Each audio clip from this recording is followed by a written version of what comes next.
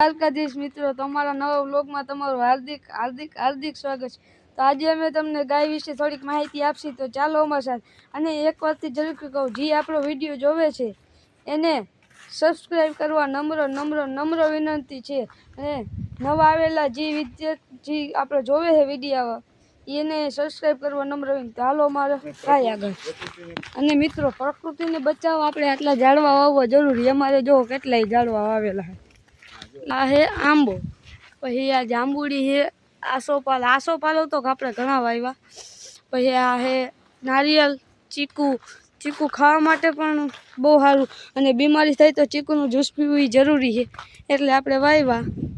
અહીંયા પણ હજી એક જો જાંબુડી વાવી, કેરી, હજી આમાં ઝાડવા વાવવા છે। તો હાલો હવે વધારે સમય નહીં લે અને ગાય વિશે માહિતી આપી, તો ચાલો। આ હે આપણી ગાય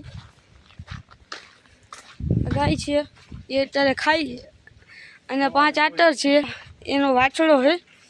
તો આપણે કહી કે ગાયને તમે 3 ટાઈમ નાખો, અને પછી 3 ટાઈમ નાખી અને વધારે ન નાખો, તો તેને પાચન કરવા દેવું પડે, તેથી દૂધ જાજુ બને। આ ગાય છે ગમે તે ઘા કરેલી મેં, આ વાછડું છે, અને તેને આપણે ઓગાળવા દેવી પડે એટલે તે આપણું દૂધ સારું બનાવે, અને દૂધ ખાવા પ્રોટીન આપણને જળે। અને ગાયોને કેટલાક લોકો આપણે બહાર મૂકી દઈએ એટલે એને પ્લાસ્ટિક ખાઈ લે છે, એવું કરોમાં તમને કહું બધાને કે એવું ન કરાય। ગાયોને આપણે પશુ માટે સારવાર આપેલી કે અમુક ગૌશાળા છે એમાં મૂકી ન રાખ્યું હોય તો। અને સરકાર આપણે જે પશુપાલન ડૉક્ટરને પણ આપણે આસપાસના ગામ કે સિટી હોય બાજુમાં, તો અહીંયા ડાયરેક્ટ તાત્કાલિક કોલ કરી દેવો, એટલે આપણે એને બોલાવી લેવા, એટલે એ આવી જશે। અને તેના માટે અત્યારે લંપી રોગ નીકળ્યો છે, તેનાથી પણ સાવધાન રહેવું હે। પછી જુઓ, આ ગાય છે, ગાયને આપણે દોઈ ત્યારે કેટલીક વાર ખંજરવું પડે, કારણ કે તેને માખી ચોટે ને એટલે એને ગમે નહીં।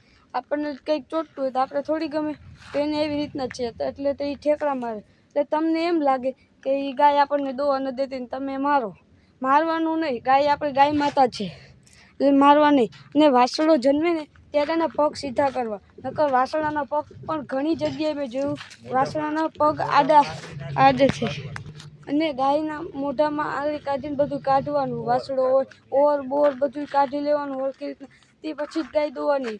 તે પહેલાં ગાય અમુક દોઈ લે છે, પછી દૂધમાં કીટાણુ હોય, રોગકારીઓ હોય। જ્યારે ગાયનું બચ્ચું જન્મે ત્યારે તેની ઓર હોય એને તમારે સરખી રીતના ઉકેળો હોય કે એમાં દાંતી દેવી, કારણ કે કોઈ પણ ખાડો ગાળીને દાંતી દેવી, આપણે ઊંડે લગીને ખાડો ગાળીને ગોતી દેવું, નકર પશુપાલક હોય, કૂતરા હોય કે ગાય હોય, અમુક કે વાસળા હોય, ખૂટિયા હોય, એ ખાય તો એ પણ બીમારી પડી શકે છે। અત્યારે તમને ખબર જ છે કે લંપી રોગ નીકળ્યો છે, તો લંપી રોગમાં આપણે આપણી ગાયને દૂધ ખાવું હોય તો સારું રાખવું પડે। એ થઈ જાય તો આપણે દૂધ નહીં ખવાય, દૂધમાં પણ રોગ આવે, તેથી આપણે બીમારી પડીશું અને ગાય બીમાર પડી છે। તો તમારો આભાર।